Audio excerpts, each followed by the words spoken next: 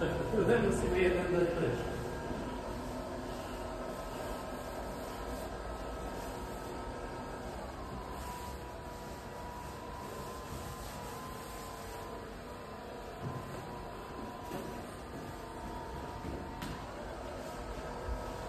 Bez akéhokoľvek kývnutia v zákrute. To sa mi tiež riadne páči.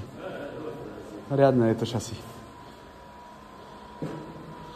A iba na 42 rúre. Všetko vymakané.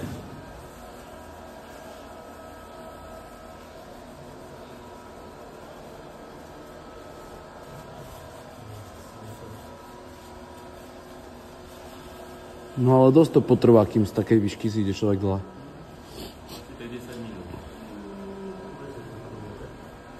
Tak ale ako keby som na vozíčku, tak tých 10 minút je oveľa menej ako... Ale to tak nepoviem, vieš, túto na škole sme montovali ešte jednej, tiež.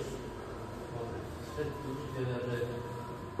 Na čo robím, viem, že toto je zbytočné odlega, sa nebude používať, než na toto hovorím, že no, ale žiak na vozíku má iný názor. Jasné, práve.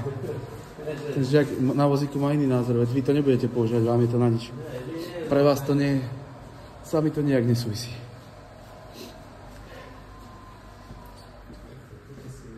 Aha, tam ona pekne sama zastane.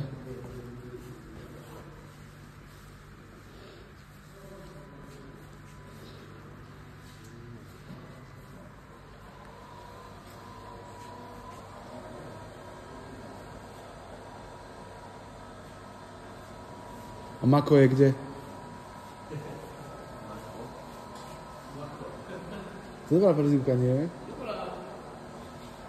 Sa mu to hodí. My sme rozmýšľali, že večer máme vždycky technické názvy v otázkach, takže Jaho, Joho. Teraz on to má jedno, ako Mak. Jaho, Joho, Mako. Parobok bude Paro. Paro, hej. Para. Parasport. Tak si sa dosť navrtali, by som povedal. 56 stĺpikov. 56 stĺpikov. A dĺžka dráhy je koľko celá?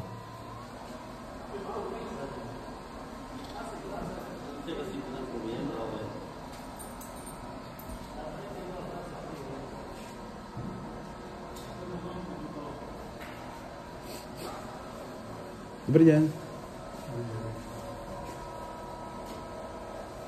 Predĺžovačku môžeme už zbaliť však. Áno.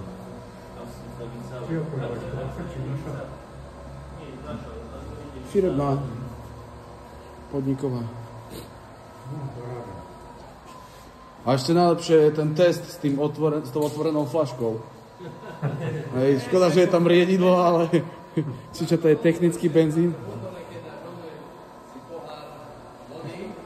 Keď sa vylije, to sa stalo za to. No tak no. Darmo, tí Rakúšania to trochu vedia, predsa. Že sa to vôbec nekýve ani v tých zákrutách a tá fľaška sa nerozviala. Skapčané dohromady. Ale náš šéf vyvíjal tú dráhu, pán inžinier Slabina. Aj sa vyrába na Slovensku, že celá tá dráha, tá nerez sa vyrába u nás.